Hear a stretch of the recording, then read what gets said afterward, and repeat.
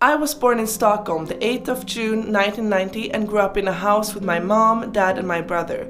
He's a year and 4 months younger than me. My mother is German but was born and raised in Beirut, Lebanon. My dad is Austrian, so we only spoke German at home when I was little. Like, "Hallo, mein Name ist Sandra, ja." I don't know why you add that ja, but anyway. As a kid, you'd always hear me talking, like when I was 5 and bought groceries with my dad.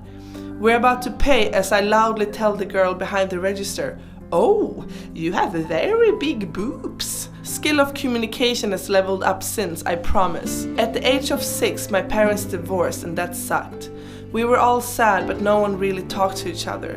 We really should have though. Instead, I started to communicate between my parents and try to cheer everyone up. As my parents divorced, I started to get some kind of chest cramp, and I still have them sometimes. I guess it's little Sandy's trauma, but yoga really helps. I also have loads of great memories, of course. 1999, my dad and his new girl got a daughter. A year after, he got a son too. And at the same time, my mother got a daughter. Like sibling spam. In secondary school, I was a little bit of a clown. I loved to play theater and remember one play I did called Bröderna Fetknopp, which sort of means the Fat Brothers. My fat brother was played by my classmate Ellie, who is now a famous Bollywood dancer in India. I love how life goes, she's so cool. As a teenager, I was a bit insecure, maybe because of my braces that I had for 7 years. I didn't feel like smiling. And the cool and scary guy in school asked, "Did someone throw your teeth into your mouth or what?" So yeah, I kept my mouth shut. In high school, I was part of the natural gang. Not cool, but not uncool. I got my first real job when I was 12, handed out commercial papers in the area I lived in on my bike. My favorite artists were Alicia Keys and Gavin DeGraw. I still love Alicia Keys. My braces were removed the summer of 2006, just in time for my 16th birthday and me getting to college. I decided to start over again and be the person I really felt I was but never let myself fully be. Me and my friends studied photography and got an assignment to photograph colors. So we saw this guy and his pants, and they were full of dots of color. We wanted to take a photo of him and especially his pants, but instead we exchanged numbers and got together the week after. I love meetings like that, it's just meant to be. My first real job was at Burger King in Stockholm and Sergels Torg, which is Central Station and the most shady Burger King in whole Sweden, believe me. I was 16 and a lot of customers were as shady as the location, which is known for its drug dealers and just not a place where you hang out. When I graduated college, I had worked every summer, learned how to party, enjoyed many romances, got my dance moves going to soul music, I love soul music, and received a prize from college with Classmate of the Year. This prize meant a lot to me because I had worked hard to include, respect and have fun with any new person I'd meet. September 2009, I moved to Hamburg and life happened for reals. 19 years old and the world was mine. I'm German and Austrian citizen, which I suddenly realized as the government there welcomed me, as I just had to sign up, sort of. I was working in a clothing store and I felt really hip, dressed cray back then. I partied, loved, laughed, lived, ate, and got my heart broken, of course.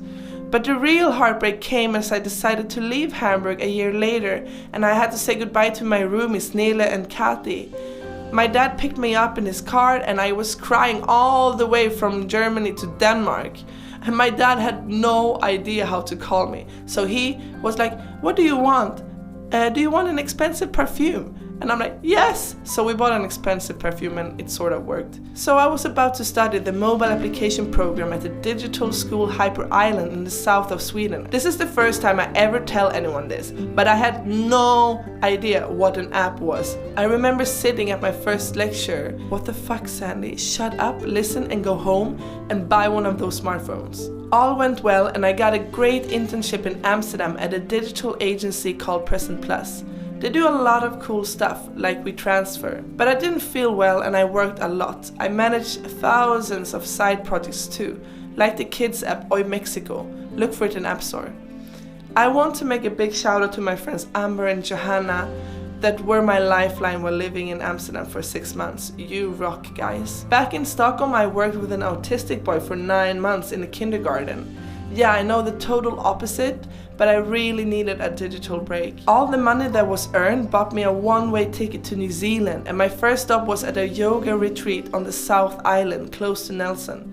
Actually, it was an ashram, and instead of staying for 2 weeks as planned, it ended up to be 3 months of yoga, meditation, and a lot of new thoughts. I left the mountain and hitchhiked the west coast down to Queenstown.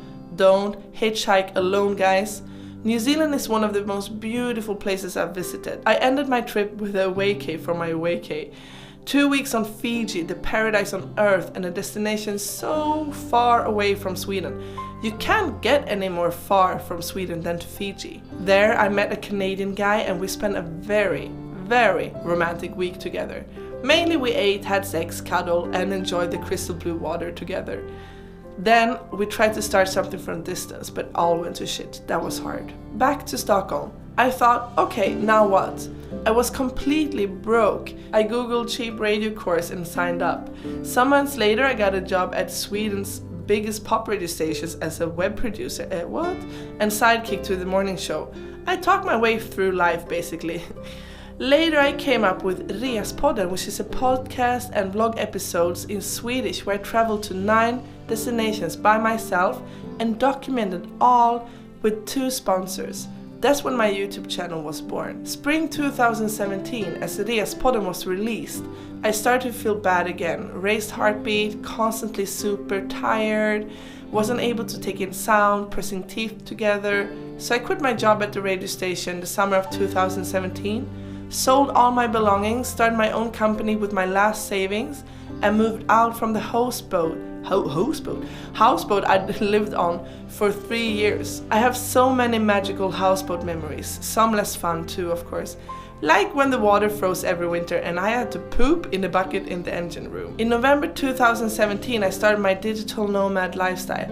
I went to Bali with my bestie Felicia for 2 weeks and then traveled Africa for 3 months. Right now I'm in Costa Rica and seriously have no clue what will happen next. How, what, when my life will unfold is a mystery, and 2018 is the year where I again have to follow my heart. What would Sandy do? A tattoo I actually have on my foot, and I got it when I was 18. It's a good mantra. I'll stay open-minded and curious to whatever happens, and thank you guys for being part of my journey and for the sweet messages I've gotten so far. Thank you! I have many mantras in my life. One of my favorites get to end this video. I never win or lose, I only learn. I love you, besito, yours, Sandy.